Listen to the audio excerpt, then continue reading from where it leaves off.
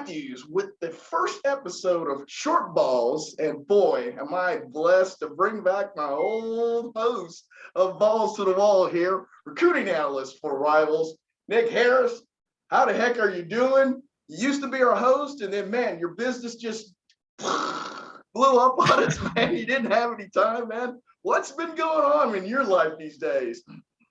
Man, it's going good. I can't complain. I recently took a promotion with Rivals, doing national stuff and as a national recruiting analyst. So mainly covering Texas, Louisiana, Arkansas, Mississippi, and Oklahoma for Rivals.com. It's been a blessing, and I've had a fun doing it. But that's been my last few months. It's been really busy, just getting settled and getting acclimated. I mean, people probably don't really realize this, that, part of your job is going to these camps on the weekends, interviewing players and things of that nature, but you're not flying, you're driving to these destinations. So your weekends start on Thursdays and they end sometime, what about early Monday morning when you roll back into the house? Yeah, for sure. I prefer driving too. So even when there is an option to fly somewhere, I was like, I look at the map and I'm like, I can make this drive. I want to see some new things. But I bet by the time I, get used to making that drive consistently, I'll go ahead and hop on that flight, get a nice little Southwest seat. There's nothing wrong with that. Well, I mean, and I guess it's got to be also nice because I know that you're very passionate about what you do there. And now you've got the big, one of the biggest outlets here in Rivals that, guys, they're so, they're revered in the profession here, top of the line here, and they've got a lot of really good guys and staff that work there with you too, man. It's got to be nice to kind of be able to kind of rub noses with some of the other national guys. Yeah, absolutely. I loved my time at 24/7 Sports. I think they're some of the best in the industry. Yes. And being able to learn from those guys, learn with those guys, and just kind of soak in knowledge, it was phenomenal. But, being on the rival side of things, it's more people, it's more connections, it's more ways of thinking. It's more ways of content creating. So just kind of getting into, that mold and learning how those guys operate. It's been a real blessing too. And I'm sorry, these text notifications keep coming in. Buddy. I thought I had them silenced, but I can't figure it out on this computer. I'm also like not technologically advanced. It's terrible. I'm the worst technologically advanced 22-year-old on the planet, I promise. But yeah, it's been a blessing at Rivals, just being able to learn from those guys. And, I'm still getting acclimated, but ask me in about 6 months and I'll really be able to tell you just how much they've been able to help in the long term. But in the short term, it's been fantastic. Absolutely. And I like how you mentioned 24/7 there. We've been good friends with Mike Roach. I think he does an outstanding job. I know he kind of took you under his wings. I know the guys on the UT helped you out a lot. They actually asked you to cover the basketball beat, so kind of gave you a branch out a little bit so you get some more experience doing something else. Can you talk about that football recruiting side, the basketball recruiting side? It's a big difference, isn't it? 100%. There's pros and cons to each, and there's advantages and disadvantages in each. I will say, like me personally, I love watching basketball more, but I love covering football more, just because there's a lot more aspects to it. I feel like I'm better at it. There's a lot more intricacies to the game. There's so many things you could cover or analyze, and while that is still true in basketball, it's just a lot more potent in football. Yeah, juggling both of those beats, it was a ton of fun. I had a lot of fun covering the Texas basketball recruiting beat, last year when they were bringing in transfers after transfers, and I'd kind of hit on a couple, and it was feeling good. I'm not going to lie. It was a great time. But when I took this job at Rivals, I had kind of thought about the idea of maybe keeping just the Texas Longhorns basketball beat going, but I went ahead and let it slide, and maybe one day I'll pick it back up. But I do miss it. I'm not going to lie. Texas, they landed a transfer like 2 or 3 days ago, and it just kind of caught me off guard because I didn't know who the guy was. I was like, wow, I'm really out of touch now. Well, the irony of all this is that, at one point, you get to use your writing, which I didn't find out until a couple of years back, that you really were passionate about writing so much. So now you have a job that allows you to kind of do the engaging part and also kind of touches the writing aspect of, your passion there. Is it nice to be able to kind of blend both of those at the same time? Yeah, absolutely. I always try to tell people who, ask me for advice or just kind of ask me, ways that they can advance and excel in their career and just be multifaceted, have multiple parts of your career that will appeal to employers. And so writing, broadcasting, editing, whatever, if you have all those aspects, you kind of blend it into, a solid product at the end of the day, then that's going to make you more valuable to, rivals or 24/7 sports or whatever you want to do. And that can work, all through different types of businesses and industries. So, but me, as far as like writing, grew up wanting to be an author, like when I was a young kid, like in elementary school. And then once I figured out there was a lot that went into it and you don't really make that much money doing it, I was like, well, I could be a sports reporter. And, started really falling in love with the broadcasting side of things. And that's what I'm still going to school for. And, I feel like I have a future in broadcasting one day that I think could be just as awesome. And that, that's a goal that I still have. I've been able to blend it with Rivals. Rivals does a fantastic job on their video team, pushing out video content. And it kind of allows us to some freedom there as well. So being able to have both of those along with the writing skills, it's been fun, and it's letting me kind of branch out and excel at the things that I was already good at. I'm glad you mentioned that about that. I was going to ask you, I know you and I, we've done some basketball games, high school, broadcasting games. Are there Rivals to still allow you to kind of do some of those freelance 100%. like you and Fraz did last year? Excellent. 100%. I called the regional tournament. I think that was in the last couple of weeks that I was working for 24/7. Called the regional tournament with Duncanville, Garland, Cy Falls, and Cy Ranch, I want to say. Yes. It was at a Ellis Davis Fieldhouse in South Dallas. And man, it was that regional final with Duncanville and Garland. I feel like that was the best game I had ever done. And, I went into the weekend really rusty and I came out like super solid. So it really kind of reinforced my belief that, I think I could be good at it one day for sure. I think that's where it's all headed. I mean, we've seen the progression. I have no reason to doubt that it's not going to land there. And the other thing that you got to be able to do at 247 there was work two different universities for a while there. You're working University of Texas and you're doing the Baylor side of things too. How did you juggle that? Because it's information coming all the time then. Yeah, now I'm juggling about 15 to 20. So it's it was fun because it was easy when it was Texas and Baylor because they're mostly focusing on the same guys. And if Baylor offers a recruit at a certain point, you can kind of expect a Texas offer to come for at least 60% of those at some point in time. So it really helped with covering the Texas beat because I was familiar with a lot of kids already. But now I'm covering probably 15 to 20, major Power 5 universities in this region. And you're kind of figuring out who the Baylor is in different states when it comes to recruiting, and maybe who the Texas is in different states when it comes to recruiting. So that is still something I'm getting used to and still getting acclimated with. That's part of the ask me in 6 months, we'll see where I'm at type thing. But getting familiar with Mississippi State, LSU, Oklahoma State, just random schools that I maybe haven't been familiar with the recruiting process in the past, getting familiar with those, and then really trying to blend that into my work. It's been a lot of fun, and it's still something I'm learning and getting used to. But if you're not learning, then you're not working. So right. Well, I guess the database just got a little larger, didn't it? Yeah, 100%. 100%. I was thinking about that. Was there anybody growing up that you emulated? Anybody you wanted to be? You got blessed with the internet blow up that had so many different internet avenues and jobs and all that stuff that obviously I didn't have that, when I was growing up. But was there anybody that you kind of patted your game and you wanted to be like? I wouldn't say, I would wake up in the morning and I want to be so-and-so today. But I will say there were two different people, one in broadcasting and one in writing that, I looked up to for sure. And broadcasting, it was always Gus Johnson. From the first time I watched a game of his, I was like, yeah, I want to be that guy. It's super awesome. And then on the writing side of things, which is crazy because he was a recruiting writer for a long time, is Damon Sales. From the Dallas-Fort Worth area. He had done a feature on Greg Little, who, if listeners out there don't remember Greg Little, top 5 prospect. I think he was class of 2016. He went to Allen.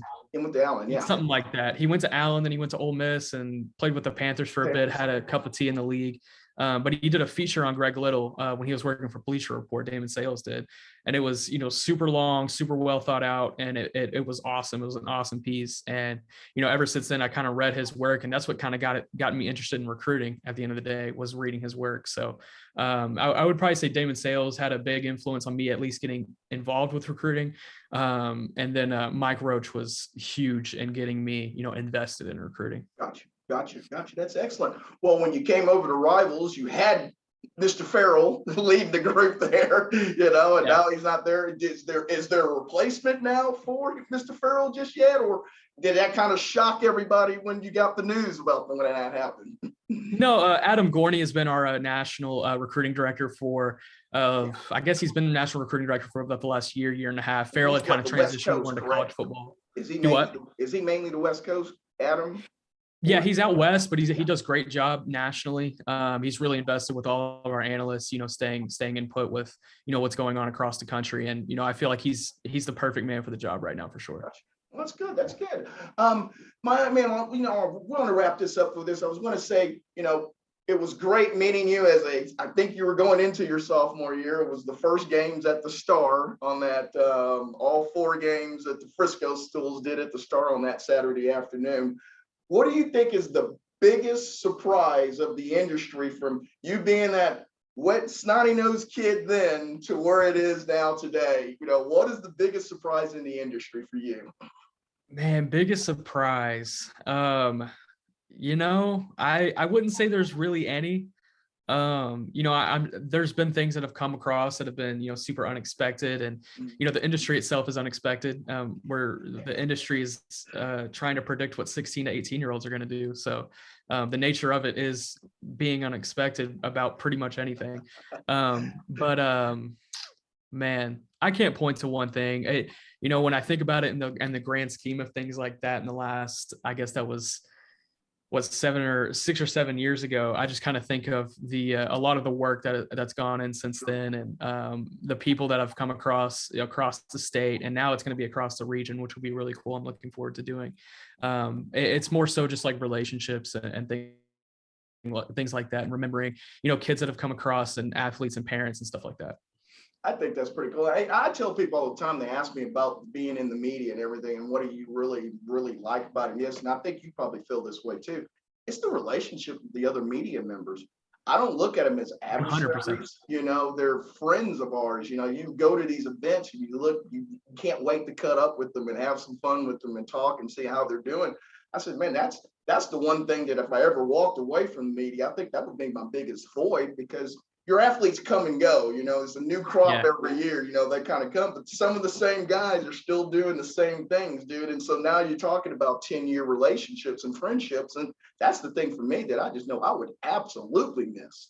100%. There was a point a couple of years ago when I was, traveling around the state on my own dime, not making a whole lot. And, I had run into about a 2-3 week stretch where I just wasn't getting a whole lot done. And, I was just kind of missing, because it is hit or miss, sometimes. And I was missing a couple of weeks. It was a bad stretch during the regular season. And I was like, you know what, let's go to a really popular Dallas game. Let's just, have fun with some guys, and I can get some stuff done there. And that was huge for me, going to that game and seeing guys like you, seeing guys like Jay Gray, who works for Under the Radar, seeing guys like, Adam Sandoval too. I mean, there's a ton. There's 30. We would be here for an hour if I listened to everybody. Leave somebody off. Yeah, exactly. And then I'd leave somebody off, and they'd be in my comments, and then I'd have to apologize. But no, the fellowship of everybody, it is super awesome. And when there are problems, they get addressed, which I feel like is it's so natural, and everyone's transparent. So it's really cool. We do have some bad weeds in the grass, but who doesn't? Well, and then I was going to also ask you, I mean, we're blessed, Nick and I think you have the same personality. We have a good relationship with coaches, and I think that's also been a big boon for me personally, is just the relationships I have with coaches, because they seem to trust what we say, that we're going to keep it in-house and we're going to do good by them. And it now allows them to be a normal person to us, And I think that's what I think I get away from what you do with a lot of guys, that they'll just talk to you as Nick Harris, not Nick Harris, the reporter. Yeah. And that's something I've had to get are doing in the last couple of years. You'd asked me a couple of years ago, I probably would only be able to point to like my high school coaches, probably the only coach I had like a solid relationship with. And it was really tough, trying to, come in as a 20-year-old or a 19-year-old and trying to build relationships with coaches, just because that age gap it's always going to be there, no matter how, mature you are in conversation or how much but I feel like, once I grew the beard out, it got much easier. But no, you didn't look 15 at 20 anymore. That's why. Exactly. So, but no, as time went on, it became easier for sure. The last question to be with you is, I know that you're with Rivals. You've just been there shortly. I'm really good friends with Josh McQueeson, and I know he said he was going to try to help you out a little bit, show you kind of some of the ropes. Has he been there, been in your back? Been big brother to you a little bit, and then also you got to look forward to being able to do the national, camp this year. I mean, you'll be there. One of the premier events in the summer. Man, that's got to be awesome to know that you're going to be there with 500 of the best athletes in the country. Yeah, absolutely. First on Josh was he was one of the people I was most looking forward to working with whenever I came over. Like the day or the moment I agreed to, come over to Rivals, I shot him a DM, and it was just like a very, what's the word? Deceiving GIF, I guess. It was just a GIF, and he responded with another one. So no, Josh is awesome. That's my guy. He's made it really seamless with me transitioning and covering a lot of the OU beat stuff now, which has been super awesome. And I have to shout out kind of all of our publishers in this region. They've been super awesome and kind of helping me get acclimated with different beats and acclimated with different sources and whatnot. But the second part of that question, what was it? I'm sorry, I'm blanking. I was just talking about being able to do the national, the tournament at the it July? Is it July? Is it July when it is, or is it? So in June we're gonna do our national Underclassmen challenge. So we'll have, I think 200 or 250 of the best underclassmen in the entire country will be in Atlanta. It'll be a fun weekend, and we'll be able to see, a lot of the guys that are going to be big in the next year's class and the class after that potentially too. So I'm really excited about that, and was able to do the Rivals Dallas camp a few weeks ago, and was able to bring in a ton of top talent to that. I really feel like it was one of the best camps Rivals has ever had in Dallas. And Nice. we did a really awesome job, and I had a lot of help from our publishers and our national team, our video team. They all did a fantastic job, and just making it worthwhile for the kids, because that's all what matters at the end of the day. I spent the next 2 days after the camp just hitting up kids being like, hey, did you like it? What did you not like? Just give me any feedback. And it was 99% positive feedback. So it's been super awesome kind of, getting acclimated with that kind of thing too. Because I am the youngest guy on the national staff, that took a little bit of acclimating as well. But, now that it's here and now that I'm, starting to really get settled, it's been good. It's been cool. Well, and then the brand Rivals kind of gets you through the door anyway, and even if you haven't met the kid, that kind of helps a little bit, 100%. The brand is very, it's very potent, even here in the state of Texas. Despite, there not being a regional analyst in Texas, I would say that's, really been located in Dallas or located in Houston in the last, 5 or so years. Kind of bringing that back in the Dallas area, it's been really easy just because the brand has been around for 20 plus years. And, it was basically the founding father of, internet recruiting. So, or one of them at least. So it's been really awesome having that brand attached 100%. Well, man, Nick, you've come so long from being an intern at FridayNightGlory.com some 7 years ago, man.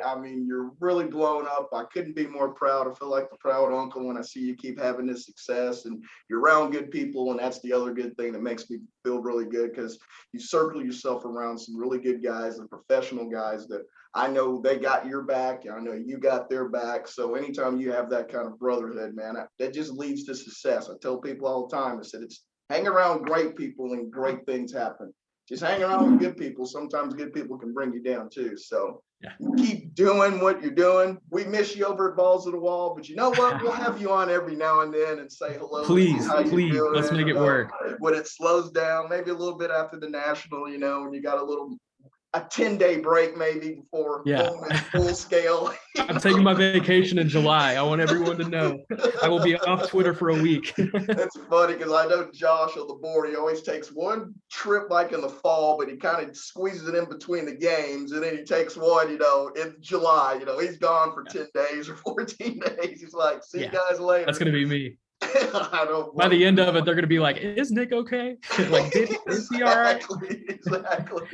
Well, man, thank you so much, Nick, man. You keep doing good things, man. Tell your roommate I'm proud of him too, Colin, man. He's done a heck of a job. He took the national job there in Nashville for 247, man. He's done a great job too. He hustled and grind, man. And I love seeing good people having good things happen to them, man. And I couldn't be more proud of you guys, man. And thanks for doing this so much, man, on the first episode of Short the Balls. My man, Nick Harris, you got another record. You'll be the first forever on this show. Yep. I'm on the first episode of both editions. Thanks so much, buddy. I'll keep in touch with you, man. You keep doing what you're doing, man. We appreciate it, man. Have a good one.